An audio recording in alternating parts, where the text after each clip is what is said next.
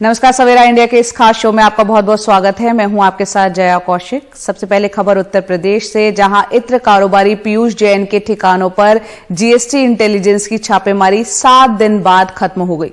हालांकि उनकी मुश्किलें यहां पर खत्म नहीं हुई है। उनके घर से विदेशी सोने की बरामदगी को लेकर अब डीआरआई ने उनके खिलाफ मामला दर्ज कर लिया है। वहीं इस छापेमारी को लेकर भी कई सवाल खड़े हो रहे हैं। कानपुर और कन्नौज में इत्र कारोबारी पीयूष जैन के ठिकानों पर अहमदाबाद जीएसटी इंटेलिजेंस की 7 दिन तक चली छापेमारी खत्म हो गई। करीब 200 करोड़ रुपए, 23 किलो सोना और 6 करोड़ का चंदन का तेल बरामद किया गया। किसी भी रेड में ये अब तक की सबसे बड़ी बरामदगी है। जो भी रिकवरी थी वो हमने कर ली है और गोल्ड हमने डीआरआई को दे दिया है। बाकी की जो भी रिकवरी है उसको हमने हैंडओवर कर दिया। एज पर जैसा भी हमारे हायर ऑफिसर ने बोला है कि बिगेस्ट कैश रिकवरी। सबसे बड़ा सवाल ये उठ रहा है कि ये पैसा किसका है। बीजेपी और सपा एक दूसरे का पैसा बता रहे हैं कि नोटबंदी इनकी योजना जो फैसला लिया था वो योजना इनकी फेल हुई है। आखिरकार नोटबंदी का असर देखिए आप, आज भी नोट मिल रहे हैं। अभी 3 दिन पहले दीवालों को तोड़ करके निकलने वाली नोट की गड्डियां और वहां से निकलने वाले सोने की सिल्लियां पिछली सरकारों के काम नहीं, पिछली सरकारों के काले कारनामे को उजागर करता है कि गरीब का पैसा ये लोग कैसे छुपा करके रखते थे। प्रधानमंत्री से लेकर यूपी के मुख्यमंत्री तक इसे लेकर बयानबाजी कर रहे हैं, लेकिन जांच एजेंसी की माने तो पैसा पीयूष जैन का है। पीयूष जैन ने माना कि उसने अपनी 3 कंपनियों के जरिए सामान भेजकर जीएसटी चोरी की। पीयूष जैन की तीनों कंपनियों में 2021 में केवल 21 करोड़ का लेन देन दिखाया गया, जबकि पीयूष जैन की तीनों कंपनियों ने 4 सालों में 177 करोड़ से ज्यादा का सामान भेजा। इसका मतलब ये हुआ कि हर साल इन्होंने 45 करोड़ का सामान बिना जीएसटी दिए भेजा। इस तरह इन्होंने पिछले 4 सालों में 31 करोड़ से ज्यादा की जीएसटी चोरी की। हालांकि पीयूष जैन के परिवार ने कोर्ट में शपथ पत्र देकर आरोप लगाया कि वो 52 करोड़ की पेनल्टी भरने को तैयार थे, लेकिन फिर भी गलत तरीके से पीयूष जैन की गिरफ्तारी हुई। चर्चा ये भी चल रही है कि छापेमारी समाजवादी परफ्यूम लॉन्च करने वाले पंपी जैन के यहाँ होनी थी, लेकिन गफलत में पीयूष जैन के यहाँ हो गई। हालांकि एजेंसी इसे खारिज कर रही है। क्योंकि मामला 5 करोड़ से ऊपर का है, अभी इन्वेस्टिगेशन जारी है और जांच एजेंसी अपना काम कर रही है। माननीय न्यायालय में श्री पीयूष कुमार जैन जी को ले जाके अरेस्ट के लिए कहा गया। माननीय न्यायालय से निवेदन किया गया। माननीय न्यायालय ने पीयूष जैन के रिमांड को एक्सेप्ट किया और प्राइमा फेसी जो जांच का आया है उसमें 32 करोड़ 50 लाख रुपए की भी टैक्स की चोरी पाई गई है। पीयूष जैन के घर से मिली 23 किलो सोने की जांच डीआरआई कर रही है। पता लगाया जा रहा है कि सोना विदेश से तस्करी कर तो नहीं लाया गया। जितनी बड़ी ये छापेमारी है, उतनी बड़े ही छापेमारी को लेकर सवाल खड़े हो रहे हैं। सबसे बड़ा सवाल ये है कि हवाई चप्पल पहनकर स्कूटर में घूमने वाला शख्स आखिर इतना सारा कैश अपने घर में क्यों रखेगा? क्या ये मामला सिर्फ जीएसटी चोरी का है या उससे कहीं बड़ा है? नई दिल्ली से मुकेश सिंह, एनडीटीवी इंडिया।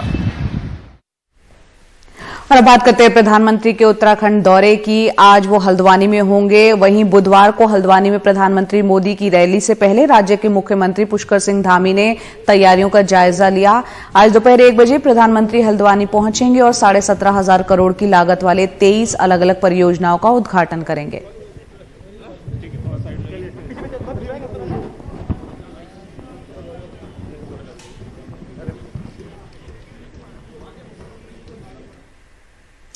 तो तो कोरोना के मामले जिस तेजी से बढ़ रहे हैं उस पर सवाल ये उठ रहा है, चुनावी रैलियां हो रही हैं, क्या चुनाव वक्त पर होंगे या टाल दिए जाएंगे। इस बीच बीजेपी ने कहा है कि चुनाव कब और कैसे होगा ये चुनाव आयोग तय करेगा, लेकिन जहां तक कोरोना के कारण रैलियों पर रोक का सवाल है, बीजेपी वर्चुअल रैलियों के लिए तैयार है। केंद्रीय मंत्री गजेंद्र सिंह शेखावत ने कहा कि कोरोना के दौरान जब सभी राजनीतिक दल हाइबरनेशन में थे, सोए हुए थे, उस समय भी बीजेपी के कार्यकर्ता और नेता वर्चुअल प्लेटफॉर्म पर काम कर रहे थे।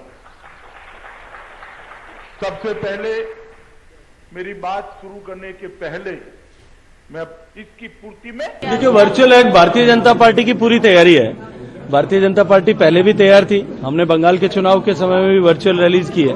और जब कोविड आया था, पहले दौर और दूसरे दौर के समय में जब दुनिया की सारी पॉलिटिकल पार्टियां हाइबरनेशन पे चली गई थी, उस समय भी भारतीय जनता पार्टी के कार्यकर्ताओं के को सांगठनिक स्तर पर संभालने के लिए भारतीय जनता पार्टी लगातार बूथ से लेकर के राष्ट्रीय अध्यक्ष तक सब लोग जुड़े हुए थे और सब लोग वर्चुअल प्लेटफॉर्म पर काम कर रहे थे। भारतीय जनता पार्टी के कार्यकर्ता समाज को संभालने का भी काम कर रहे थे। मुझे लगता है कि भारतीय जनता पार्टी के लिए किसी भी परिस्थिति में, कैसी भी परिस्थिति हो, हर परिस्थिति में काम करने में अनुकूलता बराबर रहती है।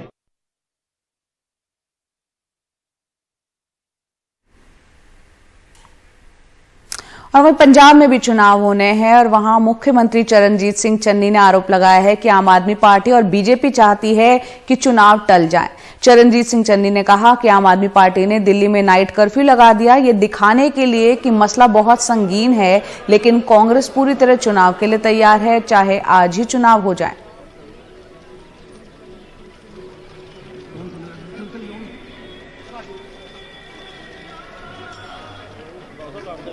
तो पंजाब में सियासत काफी गर्माती चली जा रही है। कांग्रेस, अकाली दल और आप के नाराज नेताओं के सामने बीजेपी कैप्टन और सुखदेव सिंह ढींढसा का गठबंधन एक नया विकल्प बनकर उभरा है। पंजाब में दूसरे दलों के नेता बीजेपी का दामन थाम रहे हैं। कल अकाली दल के जगदीप सिंह, रविप्रीत सिंह सिद्धू और हरबंग देसू बीजेपी में शामिल हो गए। वहीं कांग्रेस के पूर्व विधायक शमशेर सिंह राय भी बीजेपी में शामिल हुए। प्रताप सिंह बाजवा के विधायक भाई फतेह सिंह बाजवा ने बीजेपी का दामन थामा है।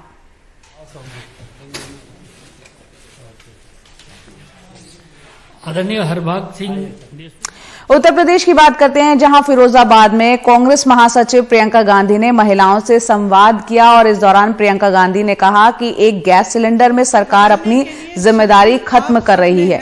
चुनाव में महिला सशक्तिकरण की बात नहीं होती, महिलाओं को अपनी शक्ति पहचाननी होगी।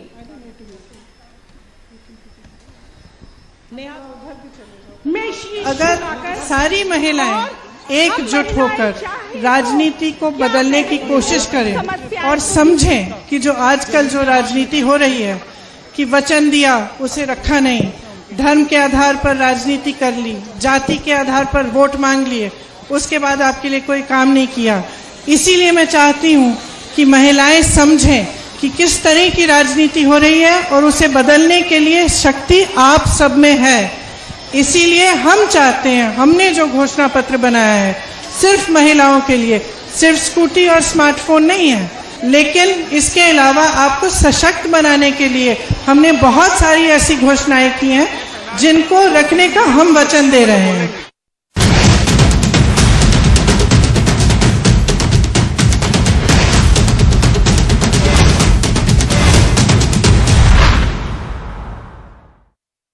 को पावर्ड बाय गोल्डी गरम मसाला, गोल्डी मसाले, जहां जाएं रिश्ते बनाएं, और Kia Carens coming soon।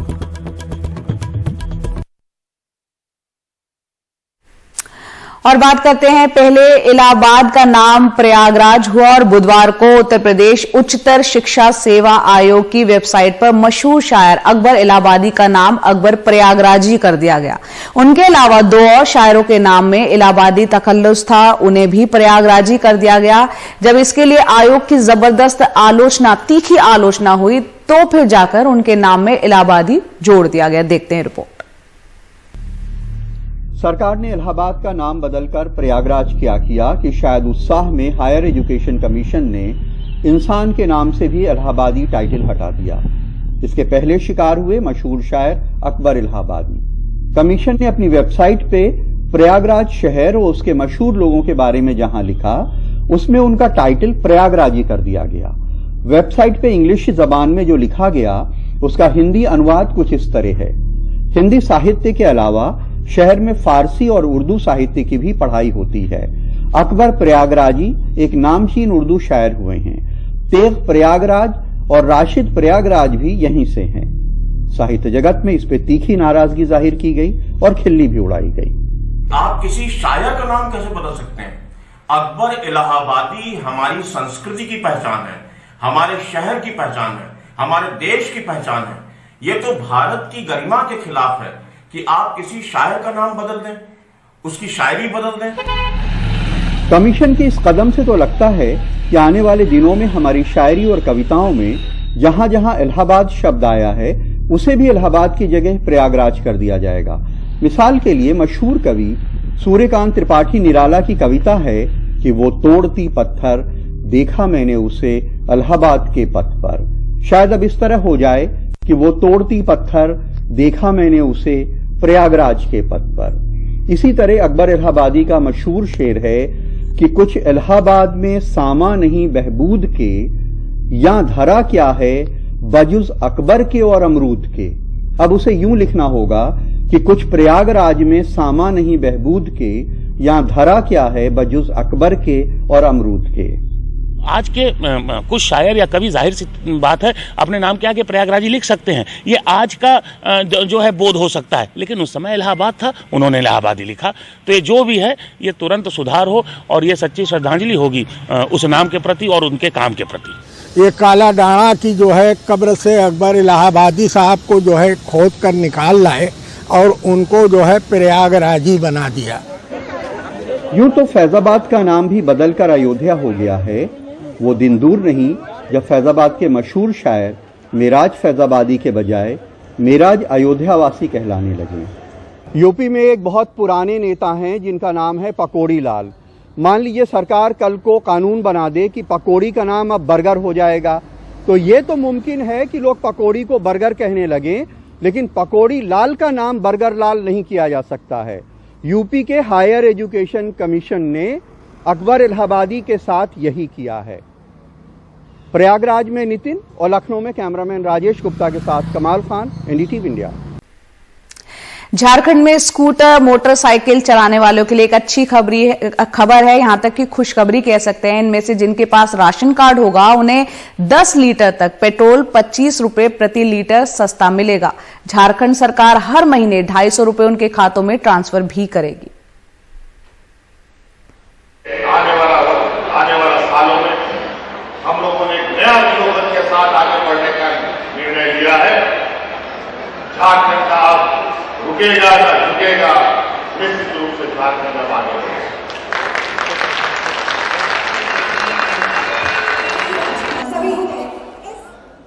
पहली बार सत्ता में 2 वर्ष पूरा करने पर रांची के मोरहाबादी मैदान में आयोजित कार्यक्रम में हेमंत सोरेन ने एक साथ कई घोषणाएं की।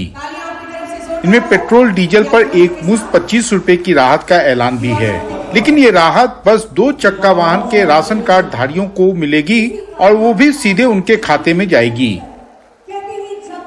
हमने ये निर्णय लिया है कि लोग को इस समस्या से निजात दिलाने के लिए मोटरसाइकिल पेट्रोल पर गरीब मजदूर मध्यवर्गीय लोग इनको अब 25 रुपया प्रति लीटर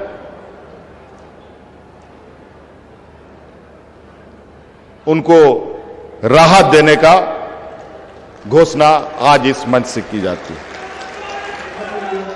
हालांकि अपने सहयोगी कांग्रेस के इच्छा अनुसार हेमंत ने पंचायतों में पिछड़ी जातियों के लिए आरक्षण की घोषणा तो नहीं की, लेकिन पारा शिक्षकों की एक साथ कई मांगे मानने की बात कही।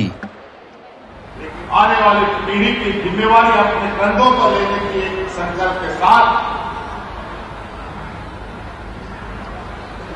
हम लोगों ने उनकी जो मांगे थी उन मांगों को पूरा करते हुए इस संकल्प के साथ उनके साथ आगे बढ़ने का प्रयास किया है कि आने वाला समय 12 महीना में हमारे 12 शिक्षक 11 महिला स्कूलों में नजर आए। इस बीच कांग्रेस पार्टी के साथ तनाव की खबरों के बीच प्रभारी आरपीएन सिंह मंच पर दिखे। सरकार में वरिष्ठ मंत्री कहते हैं कि सब कुछ सामान्य चल रहा है। जैसे कांग्रेस रूठा फूली होता है ना, कुछ है नहीं। जैसे कांग्रेस की तरफ से मैं भी अध्यक्ष रह चुका हूँ, तो मैं थोड़ा सा ध्यान आकर्षित करता था सरकार का। हालांकि नीति आयोग के मुताबिक झारखंड के 40% से अधिक लोग गरीबी रेखा के नीचे हैं, लेकिन हेमंत सोरेन का दावा है कि केंद्र उनके बकाये का भुगतान कर दे तो राज्य की सूरत बदल जाएगी। वैसे शायद आर्थिक मदद उन्हें इतनी आसानी से मिलने वाली नहीं। रांची में कैमरामैन हरिवंश के साथ मनीष कुमार, एनडीटीवी इंडिया के लिए। अब आपको स्नोफॉल की तस्वीरें दिखाते हैं। उत्तराखंड के चमोली जिले के बद्रीनाथ में मंगलवार रात को यहां पर जमकर बर्फबारी हुई है और स्नोफॉल के बाद बद्रीनाथ धाम खूबसूरत बर्फ की सफेद चादर में नजर आया है, पूरा ढका हुआ। बद्रीनाथ के आसपास के जो अन्य पहाड़ी क्षेत्र हैं वहां पर अभी भी स्नोफॉल हो रहा है।